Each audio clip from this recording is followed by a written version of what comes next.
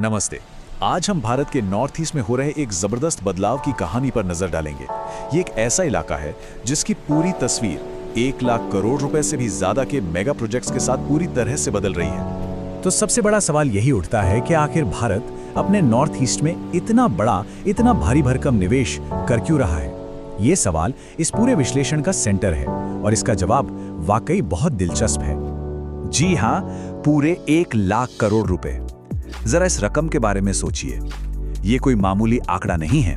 ये साफ दिखाता है कि ये सिर्फ कोई रूटीन डेवलपमेंट का काम नहीं है, बल्कि ये एक बहुत बड़ी स्ट्रेटेजिक पहल है जिसका मकसद नॉर्थ ईस्ट इंडिया को देश की विकास यात्रा में सबसे आगे लाना है। तो चलिए देखते हैं कि इतना बड़ा निवेश आखिर जमीन पर दिख कैसा रहा है। सबसे पहले बात करते हैं उन नए कनेक्शंस की जो इस पूरे क्षेत्र को एक नई पहचान दे रहे हैं।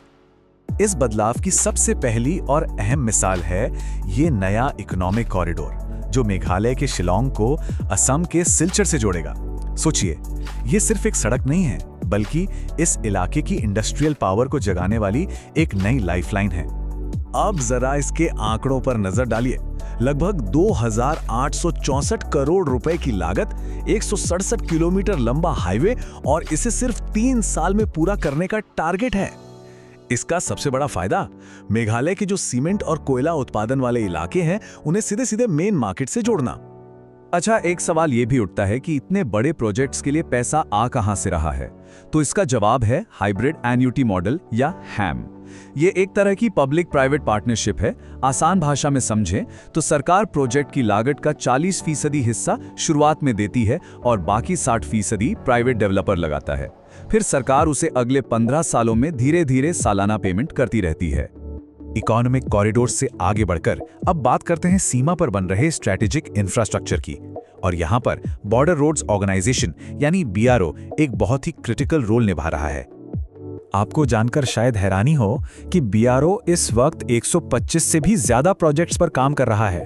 और सबसे दिलचस्प बात यह है कि इनमें से ज्यादातर प्रोजेक्ट्स नॉर्थ ईस्ट इंडिया में ही हैं, खास तौर पर चीन की सीमा से लगे इलाकों में। और सरकार इस पर कितना फोकस कर रही है, इसका सबूत इन नंबर्स में साफ दिखता है।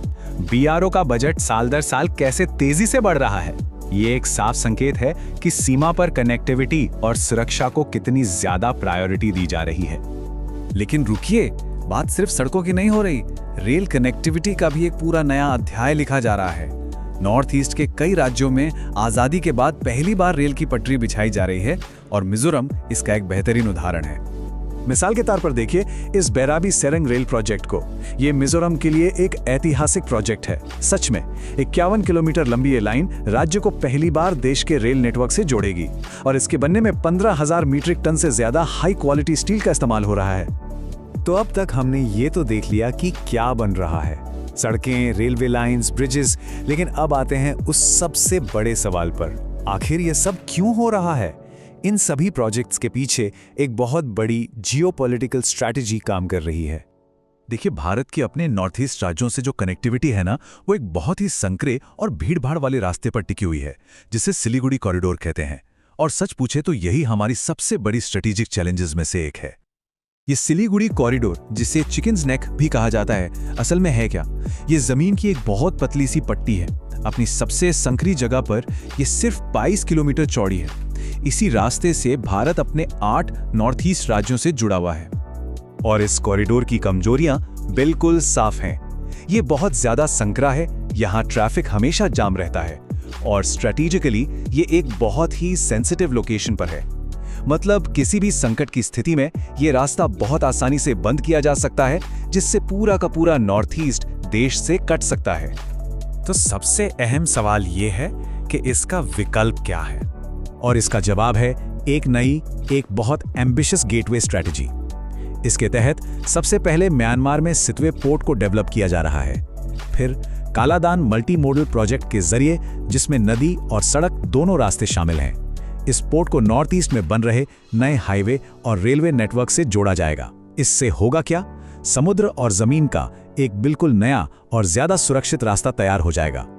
तो कुल मिला के अगर आप इस पूरी तस्वीर को देखें तो ये सिर्फ सड़कें और पुल बनाने की बात नहीं है।